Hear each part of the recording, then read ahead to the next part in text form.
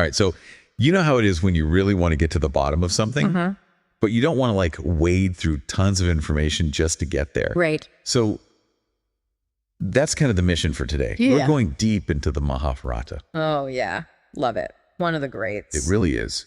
Really is. And, you know, it's full of these just incredible characters. Just huge cast of characters. And just these situations that even though, you know, it's this ancient epic, they still somehow feel relevant. Oh, they're absolutely relevant. Yeah. So today we're focusing on Draupadi. Okay. And we're going to be kind of using this blog post, History Repeats, how Draupadi's story mirrors today's reality to kind of guide our deep dive. Sounds good. And really explore how her experiences, you know, what she went through just connects with the challenges facing women in marginalized groups. Even today. Even today, yeah. It's amazing how these ancient narratives can really kind of foreshadow what we're dealing with now. It's wild. So let's start with Draupadi's birth, because it's not like a, you know, happy arrival kind of situation. Right. It's rooted in her father's desire for a son. It's kind of like she enters the world already carrying the weight of expectations. Not her own. Exactly. Yeah. And I think the blog post makes a good point about how much that resonates even today. Oh, for sure. You see these pressures on women. Especially women. Especially women, right? To fill certain roles or expectations. And it's everywhere. It's in their careers, their families. Absolutely. How they should act, what they should be doing. What they should be doing, right? And it's almost like, you know, you're conditioned from such an early age to fit into these molds that are already there. And those expectations, they become so ingrained, you don't even realize they're shaping, you know, your choices or your beliefs. Totally. And I think you see this in Draupadi's life early on, like accepting these assigned roles comes at a real cost. Yeah, it's not a path you choose. It's not a path you choose, it's chosen for you. Yep. And that leads us to like another turning point, which is Kunti. Right. Her role in all of this. Yeah. You know, her instruction to her sons was pretty ambiguous. Yeah. Share whatever you have. Right. And it ultimately led to this whole, you know, Draupadi becoming the wife of all five. All five brothers. Brothers. Right. And the blog post really frames this as like a mistake. Yeah, a huge mistake. A mistake that has just these huge repercussions that ripple out. Yeah, because it really sets off this chain of events that you just, you know. They're just devastating. Devastating. And it makes you think about, you know, how even these unintentional mistakes from people in positions of authority. Right. From parents, figures of authority. And it can have this lasting impact. And it can be negative. Oh, absolutely. And the blog post makes a good point about how that happens today, too. Yeah. Like people make mistakes, but they're not willing to admit fault or change course. Right. And that lack of accountability keeps those cycles of difficulty going. Yeah. And then there's Kunti's silence. Oh, yeah. After all of this happens. Right. And the blog post kind of interprets that through the lens of societal norms back then.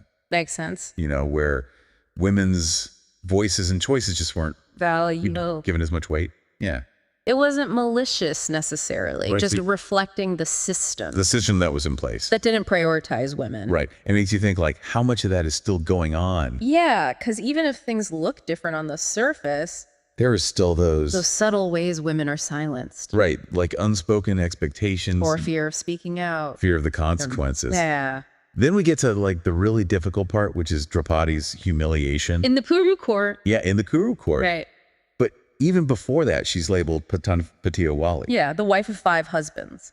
And the blog post really points out how that label reduces her to an object. It's like she's property being shared. Yeah. And it just strips away her identity. Her individuality. Yeah. And that just speaks to like this patriarchal structure. It's so embedded. Where women were secondary. Yeah. And their value was tied to their relationship. To men, exactly. With men, right? And even today, we still see echoes of that. Echoes of that, yeah. Like how women are objectified. Based on their marital status. Or their connections. Yeah, that's their defining characteristic. It's so reductive. And then the act of dragging Draupadi into the court in front of all those men. Yeah. Just such a stark image of dehumanization. Physically and psychologically. That's both. And the blog post makes this connection to how that kind of dehumanization continues to affect women today. Yeah, through labels and stereotypes. Labels and stereotypes. Absolutely. Yeah, and it's like they erase individuality. And lead to judgment and unfair treatment. Yeah, and it's interesting because at first Draupadi doesn't really speak out forcefully. Right, she's kind of hampered. And the blog post suggests that that's because of this ingrained respect for men and elders. That societal expectation. Right, like women should be deferential. Yeah. And I think a lot of women today still struggle with that. Absolutely. Like wanting to challenge authority or speak up against injustice. But there's this fear. But that fear of the repercussions. Yeah, it's like this internal conflict. Yeah. What's right versus what's expected. And it's interesting because she does eventually find her voice. She does. And she demands accountability. And that contrast is really important when we think about identity and respect. And it's not just Draupadi. Right. You have other female figures like Gandhari. Gandhari and Kunti. And the blog post suggests that Gandhari's choice to blindfold herself. It's like a symbol of being silenced. Yeah, and then Kunti's continued silence after her mistake. Amplifies the injustice. It's like they're trapped by these societal expectations. Totally, and it connects to this bigger idea. Of women being expected to stay silent. Adjust to difficult situations. Just bear the suffering quietly. But then you have Draupadi. Who stands up. And demands justice. And the blog post makes a point of saying that silence isn't always a virtue. Sometimes speaking out is necessary. Is the only path to justice. And then there's Shikandi. Right. Who transitions from female to male. Yeah, a really interesting parallel to modern understandings of gender identity. Right, and their treatment. Really reflects the challenges that transgender individuals still face. Even in societies that consider themselves progressive. Right, that fight for acceptance and understanding. It's still a fight. Absolutely. And the blog post points out that Shikandi's story doesn't always get as much attention.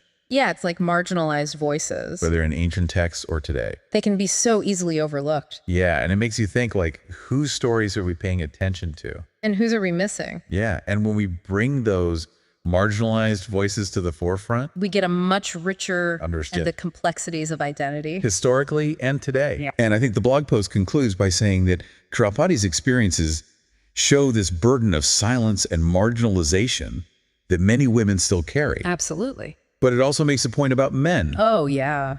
Men are also conditioned to suppress their emotions.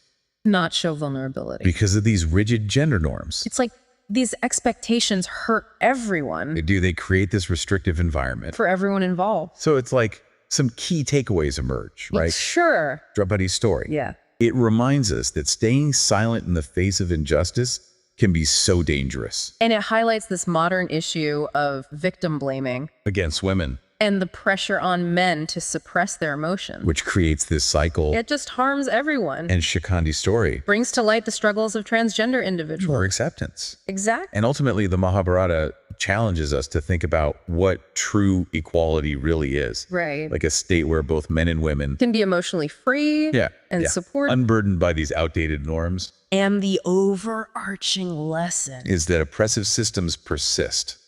Unless we actively challenge them. To create a more just society. For everyone.